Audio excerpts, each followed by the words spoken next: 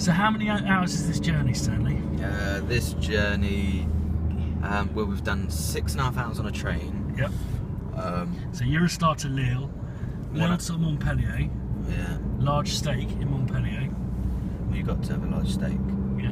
And then we've currently been driving for 2 hours. We've probably got another hour to go to brush some glass. To brush some glass.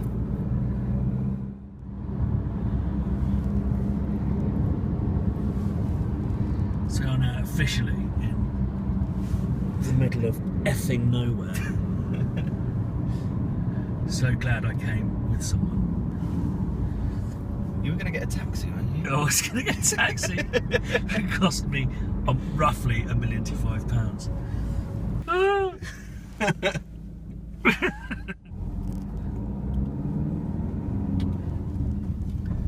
We've got to climb up the mountain. So maybe this is what you meant. Now turn your sat nav off, because you'll see us. Sheet. That's not us. Sheet, more like. Sheet. I'm sheeting myself. Absolutely.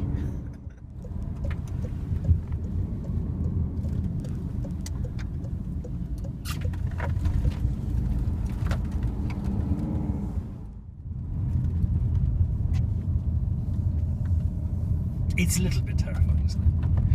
It is a little bit Miller's Crossing. Well, I haven't seen Miller's Crossing. It involves remote places and machine guns. Shallow graves. Oh, nice.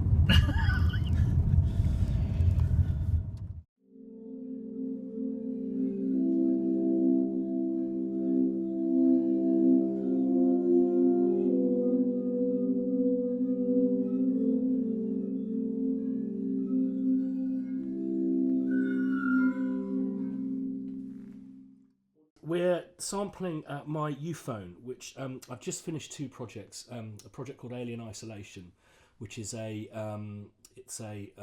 posthumous collaboration with Jerry Goldsmith and a team called The Flight, and it's basically a massive new computer game set in space. And I've also just finished a film called Our Robot Overlords, and I wanted something otherworldly, and I've always admired an instrument called the crystal bache.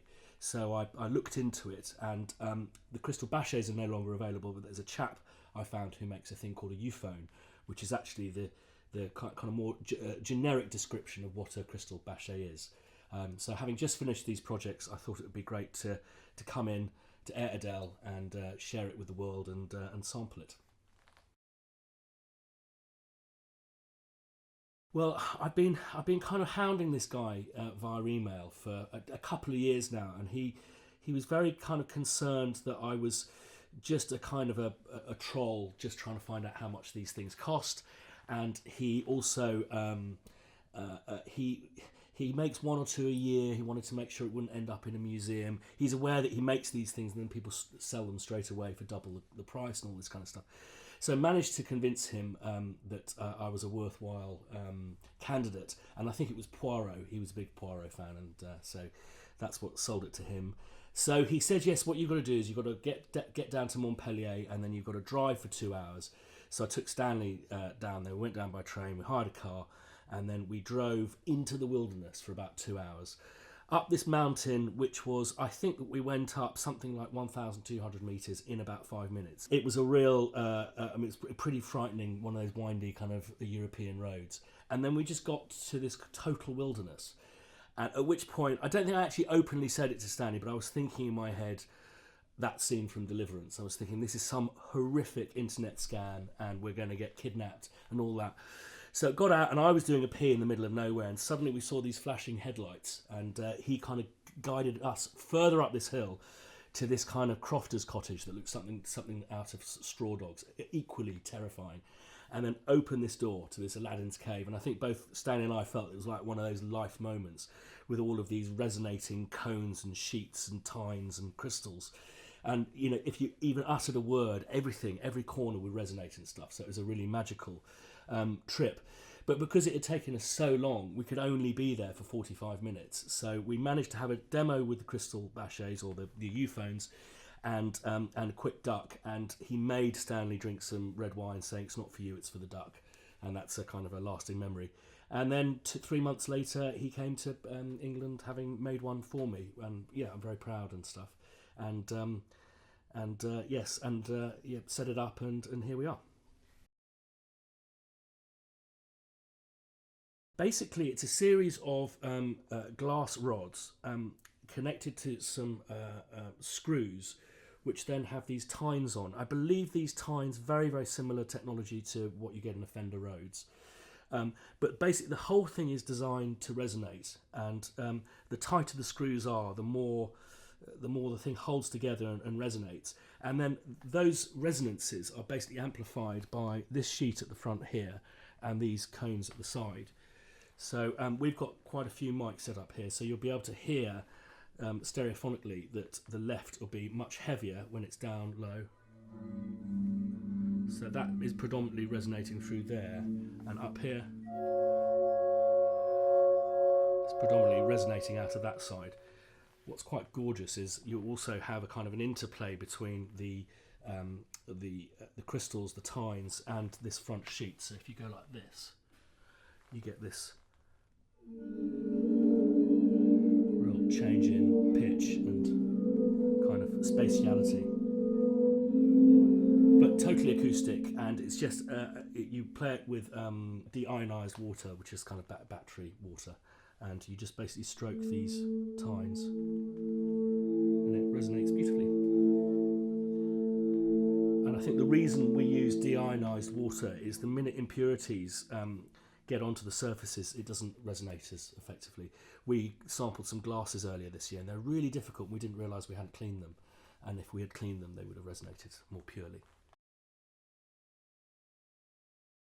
Well, I believe this is the only Euphone in the UK. Yeah, so I said to him that I'd love it to be a family heirloom, and he said, well, they only last 20 years because there's a reaction that happens between the different kind of metals that means that they don't resonate effectively after about 20-25 years.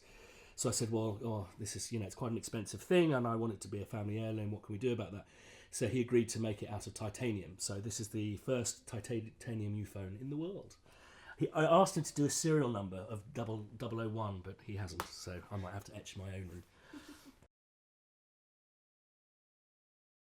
in. Well, as always with Spitfire, we think more mics is definitely more mics. And so I think that having played it for the last 3 months on these projects, it just is such a kind of sonorous, spatial, stereophonic image. I think that we just wanted to try and capture as many angles as possible.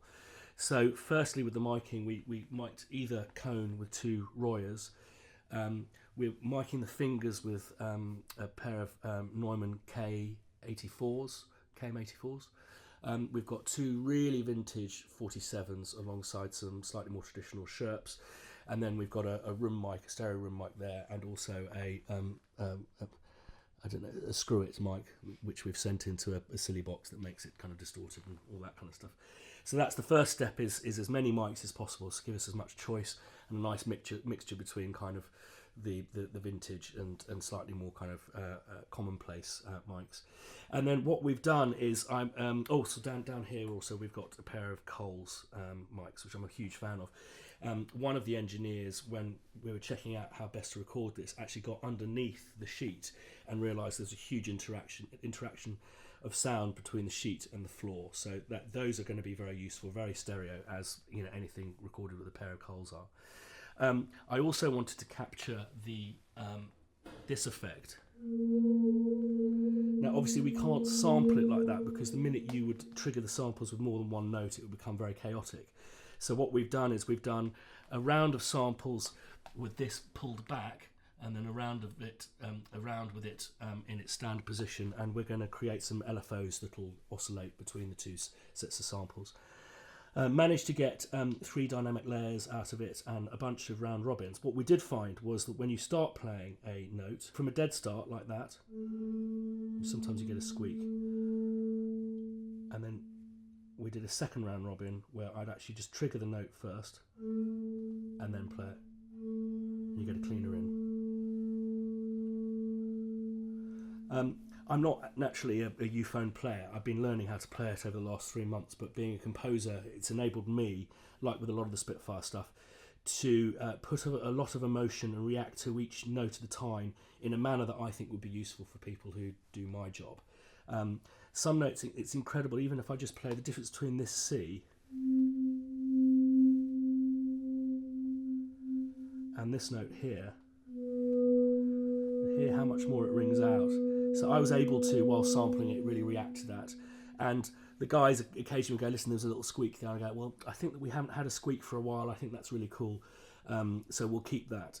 Having an idea of trying to make every note sound different. So for example, down here, you played the note.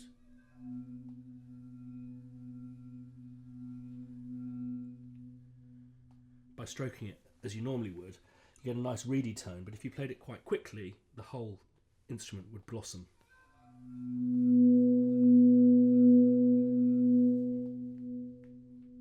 We also did another version where we took these 3 cones and put them in the front, and it's a very, very different, much mellower sound. So yes, we played a series of longs, different dynamic layers, every note sounding different, round robins. We also did some beaters. This is beautiful atonal tones you get out of vibraphone beaters. So we've done a whole bunch of those, again with the cones in the different positions. We've done some bowing, which I won't demonstrate because it can be very trial and error. But I also discovered little things that if you play them this way, you get the true tone of the note. But if you play them about 60% up the rod, you get harmonics, which are great. So we've done a whole bunch of FX patches as well. Bliss sweeps and contrary motion. We also did a bunch of cool kind of 70s clusters. All that kind of stuff. And I found this quite cool effect with a towel where you rub it. And I for one can't wait to kind of take that down a couple of octaves and hear what that sounds like. I think it'd be quite scary.